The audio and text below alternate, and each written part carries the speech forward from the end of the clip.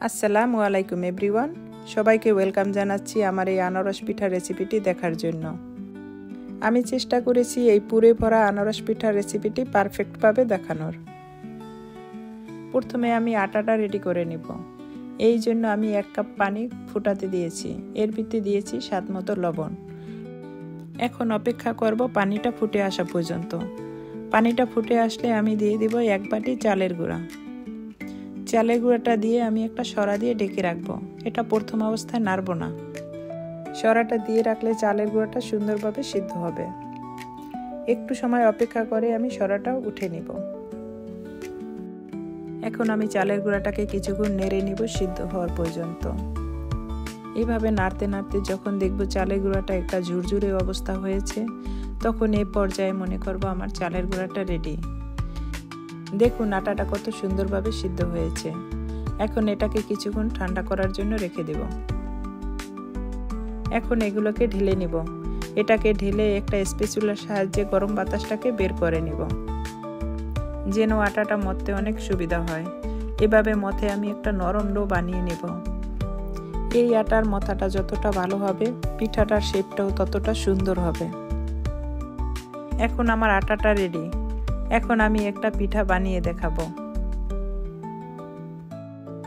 প্রথমে কিছুটা আটা নিয়ে রুটির মতো গোল একটা শেপ দিয়ে নেব।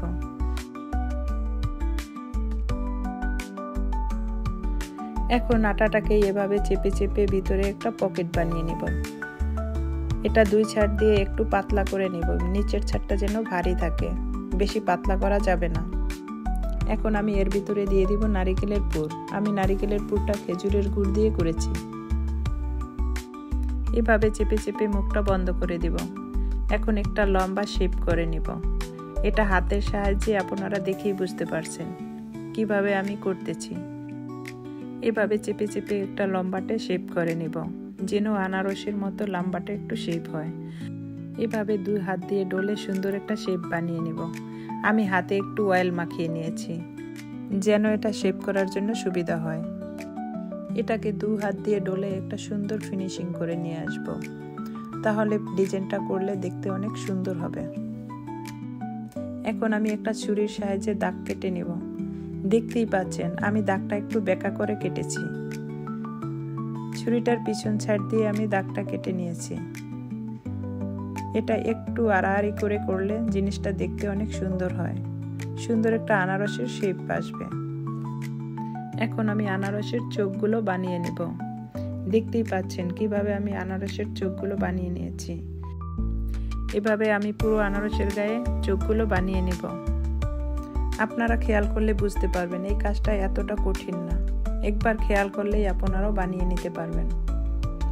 এখন আমি পাতাগুলো বানিয়ে নেব। এই জন্য আমি ছোট ছোট বল করে একটু লম্বা করে হাত দিয়ে একটু চাপ দিয়ে পাতার শেপ করে নেব। এভাবে আমি 5টা পাতা করে নেব। এখন পাতাটার উপরে একটু ছুরি দিয়ে পাতার শেপ করে নেব। এই কাজটা দেখেই বুঝতে পারছেন কিভাবে আমি করতেছি। এই কাজটা অনেক সহজ। আমি এখানে 5টা পাতা দেব। আপনারা চাইলে বেশি পাতাও দিতে পারেন। বেশি পাতা দিলে দেখতে আরো সুন্দর লাগবে। এখন আমি পাতাগুলো আনারসের গায়ে বসিয়ে দিব। আমি কিভাবে আনারসের পাতাগুলো বসাই একটু খেয়াল করে দেখবেন। এভাবে ছুরি দিয়ে এক সাইডে একটু ফাঁকা করে পাতাটা বসিয়ে দিব। তারপরে হাতের সাহায্যে এভাবে চেপে দিলে পাতাটা বসে থাকবে। এই কাজটা খুব সাবধানে করতে হবে। পাতাটা সুন্দর করে বসানো না হলে বাজার সময় খুলে আসতে পারে। এই জন্য এই কাজটা খুব সুন্দর করে করতে হবে। এভাবে একে একে আমি সব পাতাগুলো বসিয়ে দেব। আপনারা দেখেই বুঝতে পারছেন আমি এই কাজটা কিভাবে করতেছি। প্রথমে আমার কাছে এই কাজটা খুব কঠিন মনে হচ্ছে। যখন এই কাজটা আমি শুরু করেছি, তখন আমার মনে হলো এই কাজটা যে কেউ করতে পারবে। পাতাগুলো সুন্দর করে বসাতে পারলেই আনারসের সুন্দর একটা শেপ চলে আসবে। তখন মনে হবে হুবাহুব একটা আনারস। দেখুন আমি সব পাতাগুলো বসিয়ে নিয়েছি। এখন দেখতে কতটা সুন্দর লাগছে। এখন আমি হাতের সাহায্যে সুন্দর করে চেপে চেপে পাতাগুলো ফিনিশিং করে নিব। এভাবে ছুরির সাহায্যে উপরের পাতাটাকেও একটু ডিজাইন করে নেব। এভাবে একটু ডিজাইন করে নিলে দেখতে আরো সুন্দর লাগবে। দেখুন আমার আনারস পিঠাটা দেখতে কতটা সুন্দর লাগছে। আমি নিজেই অবাক হয়ে গিয়েছি যে পিঠাগুলো দেখতে এতটা সুন্দর লাগছে। এখন আমি পিঠাগুলো ভেজে দেখাবো। এই জন্য আমি একটা কড়াইতে তেল গরম করে নিয়েছি। এখন আমি তেলের ভিতরে সব পিঠাগুলো দিয়ে দিব। পিঠাগুলো ডুবো তেলে ভাজতে হবে। আপনারা চাইলে এই পিঠাগুলো স্টিম করেও খেতে পারেন। পিঠাগুলো একটু সাবধানে ভাজতে হবে, না হয়তো পাতাগুলো ছুটে যেতে পারে। এই জন্য এই কাজটা খুব সাবধানে করতে হবে। আমার পিঠাগুলো হয়ে গেছে। এখন আমি পিঠাগুলো তুলে নিব।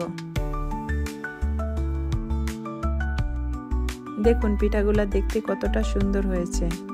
আমি একটা পিঠা ভেঙে দেখাবো কতটা মুচমুচে হয়েছে।